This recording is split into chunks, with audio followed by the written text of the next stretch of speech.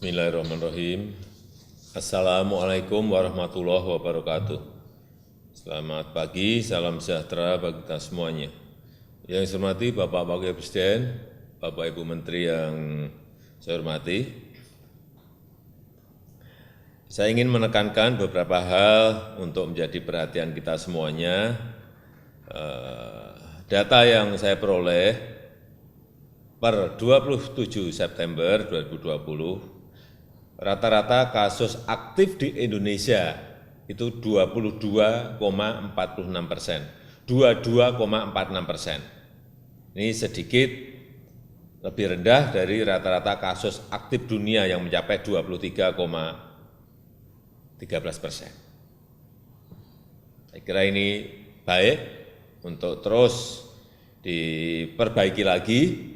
Kemudian yang kedua, kalau kita bandingkan dengan bulan yang lalu, rata-rata kematian di negara kita juga menurun dari 4,33% menjadi 3,77%, dari 4,33 menjadi 3,77. Meskipun kalau kita bandingkan dengan rata-rata kematian dunia, kita masih sedikit lebih tinggi karena rata-rata kematian dunia mencapai 3,01%. Ini menjadi tugas kita bersama untuk menekan lagi agar rata-rata kematian di negara kita bisa terus menurun.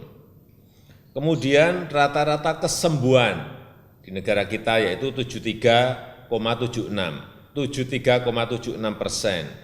Ini sedikit lebih rendah dibandingkan kesembuhan dunia di angka 73,85. Oleh sebab itu, saya tadi malam mendapatkan laporan dari Wakil Ketua Komite dan juga dari Menteri Kesehatan bahwa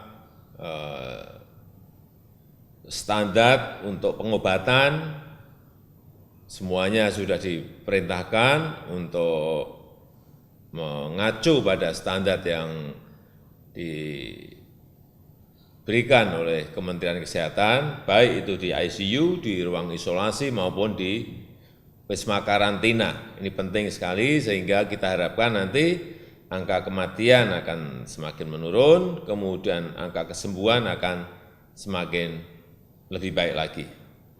Kemudian yang berkaitan dengan intervensi berbasis lokal. Ini perlu saya sampaikan sekali lagi kepada komite bahwa intervensi berbasis lokal ini agar disampaikan kepada provinsi, kabupaten, dan kota. Artinya pembatasan berskala mikro, baik itu di tingkat desa, di tingkat kampung, di tingkat RW, di tingkat RT atau di kantor atau di pondok pesantren, saya kira itu lebih efektif. Mini lockdown yang berulang itu akan lebih efektif.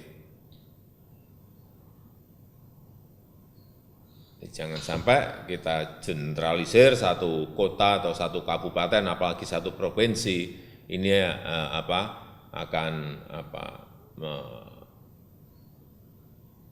merugikan banyak orang.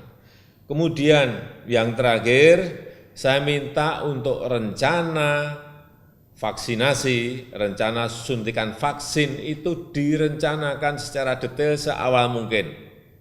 Saya minta dalam 2 minggu ini sudah ada perencanaan yang detail,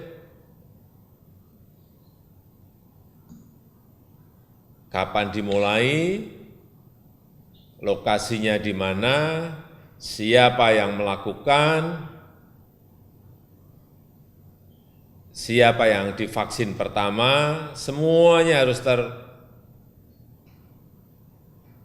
terencana dengan baik sehingga saat vaksin ada itu tinggal langsung implementasi pelaksanaan di lapangan. Yang terakhir mengenai pemulihan ekonomi nasional, saya nanti minta